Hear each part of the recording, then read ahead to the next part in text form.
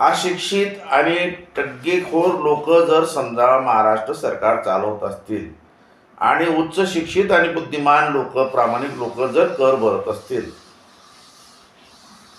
तर मला असं वाटलं की ही सुद्धा एक राजकारणाला ग्लानी आलेली आहे. म्हणून महाराष्ट्रातील काही उच्च शिक्षित बुद्धिमान लोकांनी, ज्यांना आपण इंटेलेक्च्युअल म्हणतो, अशा लोकांनी आता एकत्र येणं गरजेचं आहे. आम्ही कर भरावा आणि त्याचा वापर, विनियोग, मौज मस्ती त्या रिकामचोट आडामचोट लोकांनी करावं, हे काही आता मंजूर केलं जाणार नाही. आणि हे लोक रिकाम्या लोकांना फुकटच्या रेवड्या वाटून मतं घेतात, निवडून येतात आणि सरकार बनवतात. ही आजची हकीकत आहे.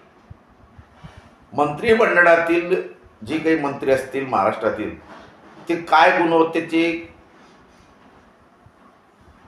काय शिक्षण घेतलेले, कोणते संस्कार असलेले आणि कोणते काम करणारे आहेत, याचा जर समजा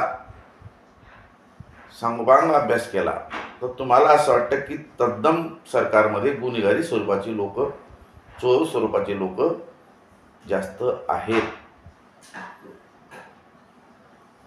आणि म्हणून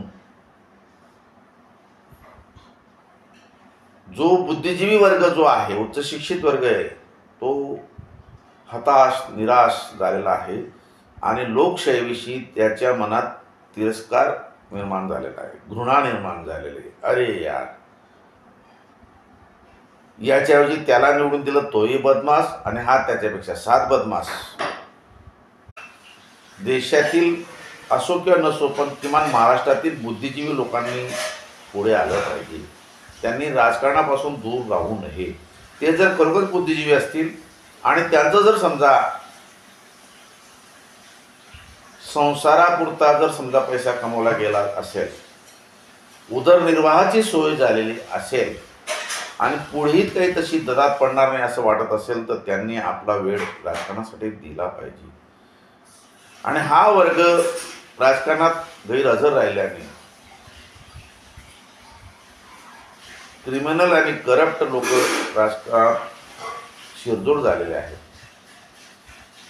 आणि म्हणून आता नुकतीच औरंगाबाद येथे अशी एक बैठक घेण्यात आली की जिथं IAS अधिकारी, रजिस्ट्रार, सेक्रेटरी, प्राचार्य, वकील, डॉक्टर आणि काही राजकारणी, काही शिक्षण संस्था चालवणारे असे लोक एकत्र आले. खूप गरजेचं आहे, खूप गरजेचं आहे. एका विधानसभा मतदारसंघामध्ये 4.5 लाख मतदार असतात. त्यात किमान 2.5-3 लाख उच्च शिक्षित, बुद्धिमान, कष्टाळू, कुशल असतात आणि बाकी जे असतात 1.5-2 लाख ते निव्वळ मतं विकणारे असतात, आळशी असतात, आडामचोट असतात. त्यांना फुकटचं अनुदान असतं. त्यांना राहायलाही घर पाहिजे, हागायला बी संडास पाहिजे, धान्यही पाहिजे, शिडीही पाहिजे, भांडीही पाहिजे, साडीही पाहिजे, वरून आणखी फुकटचं 1500चं अनुदान पण पाहिजे. असे जे काही 1.5-2 लाख मतदार असतात, यांच्यापैकी जरी समजा 50,000 मतदान खरेदी केलं तरी आमदार सहज निवडून येतो. आणि असा मतं खरेदी करून निवडून आलेला आमदार हा काही प्रामाणिक नसतो, तो चोर असतो, तो गुन्हेगार असतो.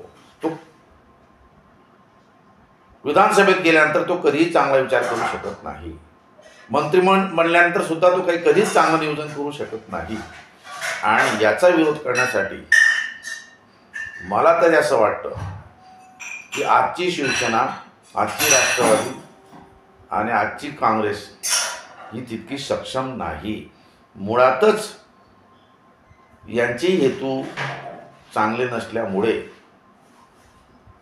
जो इंटेलेक्च्युअल वर्ग जो आहे तो दोन्ही बाजूने निराश झालेला आहे, हताश झालेला आहे आणि म्हणून एकत्र येण्याची एक गरज आहे. जो प्रयोग याआधी सुद्धा महात्मा गांधी, जयप्रकाश नारायण आणि अण्णा हजारेंनी केला होता, पॉवर आउट ऑफ पार्लमेंट असं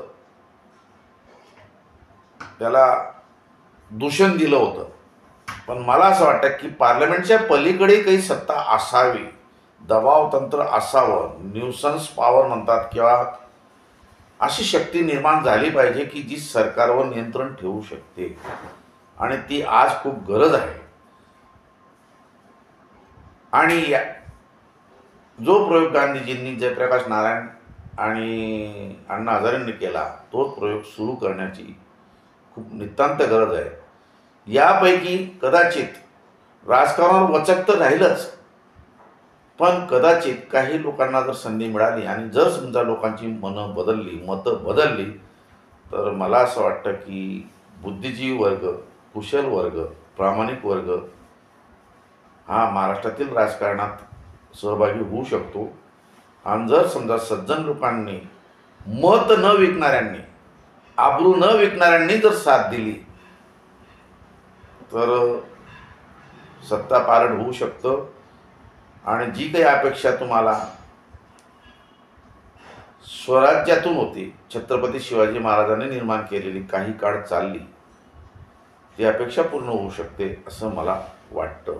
आणि म्हणून मी अधिकतम उच्च शिक्षित लोकांना, जे डॉक्टर्स आहेत, वकील आहेत, इंजिनियर आहेत, प्रोफेसर आहेत, व्यापारी आहेत, उद्योजक आहेत, जे माझ्याबरोबर शिक्षण घेत असताना 90%, 95%, 97% मार्क मिळवायचे, शिक्षक त्याची खूप स्तुती करायचे, मी पण करायचो.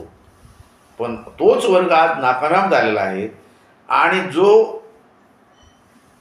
अडाणचोट गैरमुक्काम होता, असा रेतीवाला, दारूवाला, टपरीवाला, रिक्षावाला, दंगेखोर माणूस राजकारणात येऊन निवडून येतो, सत्तेवर येतो, तो कारभार पाहतो. ही परिस्थिती बदलणं खूप आवश्यक आहे आणि ती वेळ आलेली आहे. म्हणून माझा उपदेश आहे, संदेश आहे, हताश निराश होऊ नका. ज्या वेळेला श्रीकृष्णाने गीता सांगितली, त्या गीता सांगण्याच्या आधीचा काळ याच्यापेक्षा महाभयंकर होता, हे तुम्हाला दिसेल. शंतनूने टाकलेलं चुकीचं पाऊल, भीष्माचार्याने पळून आणलेल्या मुली आणि लग्न करून देणं, धृतराष्ट्राची आणि पांडुराजाची संतान, खूप वाईट परिस्थिती होती. अशा वाईट परिस्थितीमध्ये द्वारकेच्या राजपुत्राने एक चांगला संदेश दिला आणि बदल घडवून आणला. आणि म्हणून आपण श्रीकृष्णाला युगंधर म्हणतो, युगपुरुष म्हणतो. आपण देवासमान, ईश्वरासमान मानतो. त्यांनी जी काही कुरुक्षेत्रावर अर्जुनाला, पांडवांना जो उपदेश केला, तो खूप चांगला आहे की ज्या ज्या वेळेला अशी धर्माला ग्लानी येते, त्या त्या वेळेला माझ्यातला सत्पुरुष जागा होतो. तसा आज ग्लानी